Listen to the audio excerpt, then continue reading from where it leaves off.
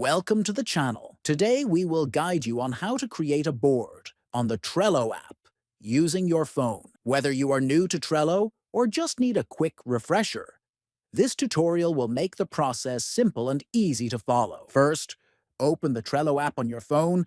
Once the app is open, look for the Create Board option and tap on it. Next, enter the name you want for your board. This will help you easily identify it later.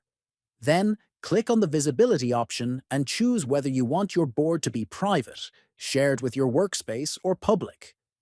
After setting the visibility, move on to customizing the board's appearance.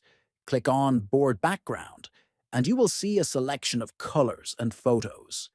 Choose the background that best fits your style and select it. Finally, scroll down and tap on Create Board at the bottom of the screen to finish the process.